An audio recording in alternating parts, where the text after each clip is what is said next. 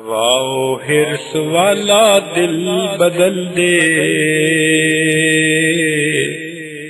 میرا غفلت میں ڈوبا دل بدل دے۔ اولاد کی تربیت کے رہنما اصول چل رہے ہیں۔ ایک اصول ہے میاں بیوی بچوں کے سامنے آپس کی تکرار سے بچیں۔ ایک اور اہم بات جس کا میاں بیوی کو بہت خیال رکھنا چاہیے یہ ہے کہ بچوں کے سامنے بحث و مباحثہ کرنے سے بچا کریں۔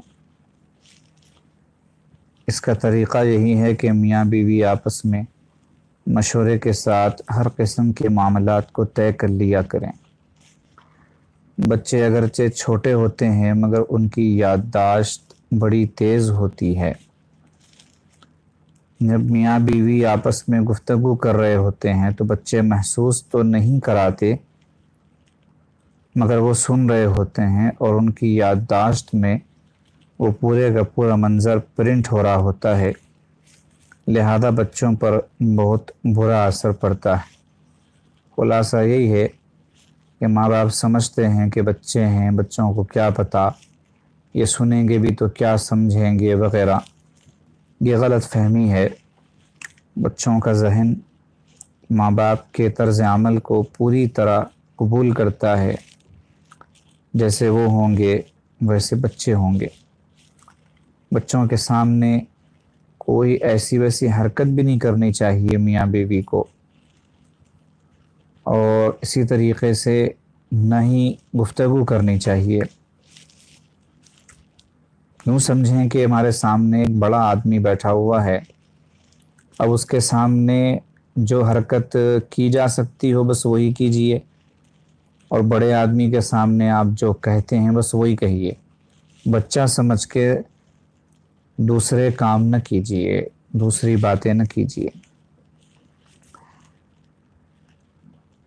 لڑائی جھگڑا، بحث مباحثہ، آرگیومنٹ یہ بچوں کے سامنے کرنا یہ بچوں کی ذہنیت کو خراب کرتا ہے۔ چنانچہ فرماتے ہیں اپنے ذہن میں وہ سوچتے ہیں کہ نہ امی کی کوئی قدر ہے نہ ابو کی کوئی قدر ہے، دونوں ایک دوسرے کی کوئی قدر نہیں کرتے آپس میں، لہذا ہمیں بھی قدر نہیں کرنی چاہیے۔ وہ سوچتے ہیں کہ ان کی آپس میں جھگڑے ختم نہیں ہوتے، ہمارے اوپر خواہ روب چلاتے ہیں۔ چنانچہ ماں بچوں کو نصیحت کی بات کرتے ہوئے ذرا غصے ہو جاتی ہے تو وہ اپنے دل میں کہتے ہیں کہ ابو کی ناراضگی اور غصہ ہم پہ نکال رہی ہیں۔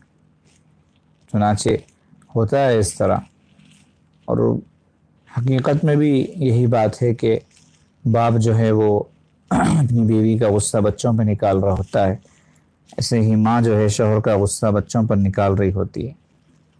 اس طرح کی صورتحال سے بچوں کی تربیت صحیح نہیں ہو پاتی۔ فرماتے ہیں جب کسی گھر میں اللہ تعالیٰ اولاد والی نعمت عطا فرما دے تو میاں بیوی کو عقل کے ناخن لینے چاہیے۔ اب ان کی ذمہ داری اور بڑھ گئی، اس بچے کی اچھی تربیت کرنا بھی ان کی ذمہ داری ہے، لہذا بچوں کے سامنے کبھی ایک دوسرے کے ساتھ بحث مباحثہ نہیں کرنا چاہیے۔ جو شوہر اپنے بچوں کے سامنے اپنی بیوی کو ڈانٹ ٹپٹ کرتا ہے وہ سمجھ لے کہ میں اپنے بچوں کو بگاڑنے کی پوری کوشش کر رہا ہوں، اس لیے کہ بیوی نے ہی تو ان کو ٹریننگ دینی تھی، یعنی بچوں کی تربیت کرنا، بچوں کی دیکھ ریکھ کرنا وہ ماں کا کام ہے، اور اس ماں کو آپ نے اس کے بچوں کے سامنے ڈانٹ دیا۔ جب بیوی کو ہی ڈانٹ پڑ رہی ہے تو بچوں کی نظر میں اس کی کیا اہمیت رہ جاتی ہے؟ براہ راست ڈانٹنے سے، براہ راست جو ہے کسی پر غصہ ہونے سے وہ اپنی بے عزتی اسی لیے محسوس کرتا ہے، ذلت اسی لیے محسوس کرتا ہے کہ سامنے والے کی نظر میں گر رہا ہوں۔ اس لیے خاوند کی ذمہ داری ہے کہ بچوں کی نظر میں اپنی بیوی کا احترام بنائے، اور بیوی کی ذمہ داری ہے کہ بچوں کی نظر میں اپنے میاں کا احترام بنائے، اور اس کی شکل یہی ہے کہ شوہر بیوی دونوں ایک دوسرے کا احترام کرنے والے بنیں۔ اس طریقے سے میاں بیوی آپس میں ذہنی مطابقت کے ساتھ کام کر سکتے ہیں۔ خاوند جب بھی بچوں کے پاس بیٹھے تو کہے بچوں تم اپنی امی کی بات مانا کرو، امی کی بات سنا کرو۔ وہ بچوں کی نظر میں اپنی بیوی کا احترام پیدا کرے، ماں کا مقام ذہن میں پیدا کرے، اور جب ماں اکیلی ہو بچوں کے ساتھ تو ان کو سمجھائے کہ بیٹو تم ابو کی بات مانا کرو۔ جب دونوں میاں بیوی اس کو اصول بنا لیں گے تو بچے ماں کی بھی مانیں گے، باپ کی بھی مانیں گے، اور ان کی اچھی تربیت ہوگی۔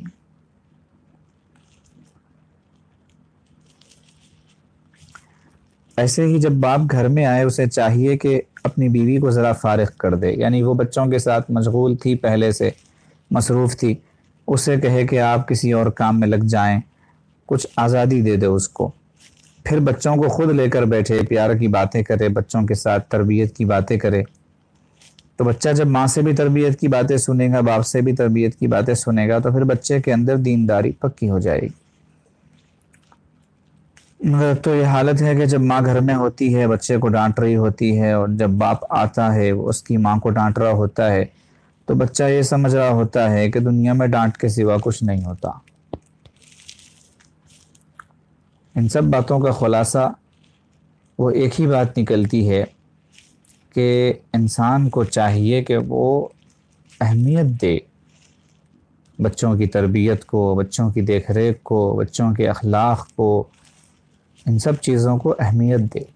اہمیت ہوگی تو پھر تربیت کے راستے سے جتنے اصول ہیں ان پر عمل کرنا آسان ہو جاتا ہے، اور جب اہمیت ہی ختم ہو جائے گی تو پھر وہ نہ ان اصول کو سنے گا، نہ سمجھے گا، نہ ان پر عمل کرے گا۔